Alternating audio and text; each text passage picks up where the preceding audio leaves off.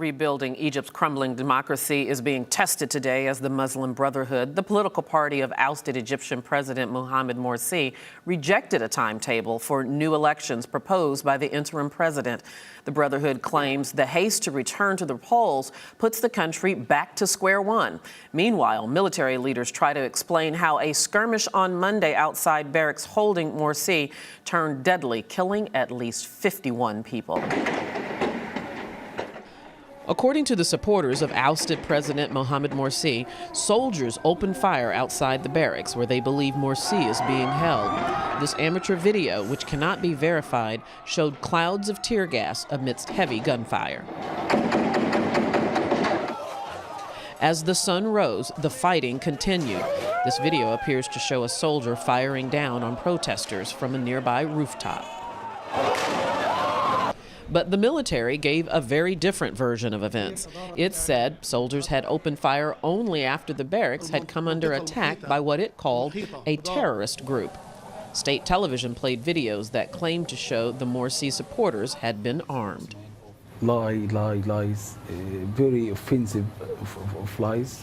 The police officer and the military officer shoot people and do what I can call a war crime. The mass shooting has only inflamed a tense standoff between the Muslim Brotherhood and the military.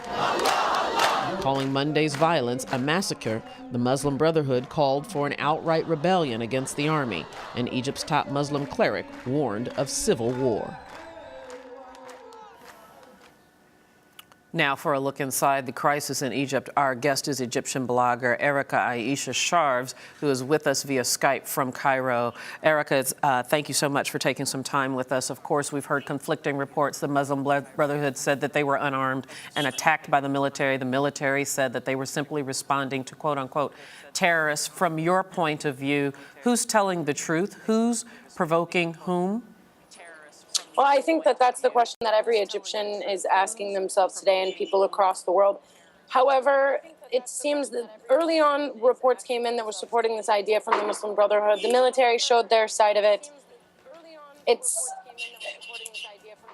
People here trust that the military is not going to shoot on unarmed civilians. Their sit-in is in one place at Rab al-Adawiyya Mosque, and this military installation where they believed Morsi was held is in a different location. So it's very feasible that people who do have weapons went over to this location in an attempt to either get Morsi out or agitate the police. That's a feasible option. I could see that that would happen. At this time in Cairo and in all of Egypt, there's a lot more weapons on the street than there was in the first revolution in 2011. And give us a global picture, Erica. How widespread are these protests and these conflicts? Are people able to go about their normal lives, or are these diffused throughout neighborhoods in different parts of the region? Well, they're both diffused throughout the region and in neighborhoods. Yet in neighborhoods like mine, which is a really densely populated neighborhood in the center of Cairo, you can still go to the market, walk to family or friends' homes. Within our neighborhood, it's fairly safe. It's mostly like normal, except for about a third of the shops are closed, which is really unusual because it's the eve of Ramadan and people are going out and usually and buying food, buying decorations, much like you would see on homes in the US and Europe for Christmas, lights, decor. And people are not doing that as much because they're perhaps at protests or worried about people looting or going out at night and trying to take things from their store. Let's talk a little bit about the politics of this. The interim president, Mansour, has released details of a new constitutional declaration and also a timeline. Tell us a little bit more about those details. Well, the timeline that they've given is still undecided. He's sort of proposed this and waiting for buy-in from all of the groups that are part of this interim alliance. Prior, Noor Party, the other conservative Salafi party, had agreed to take part in this interim government. Then after the clashes between the army and the Muslim Brotherhood, they pulled out and now they're back in again. They're expecting to have elections within the next 6 months or a year, both for the president and the parliament. The lower parliament was disbanded about a year ago, right prior to Morsi being put into power. So there's still a huge gap in who's running politics in Egypt.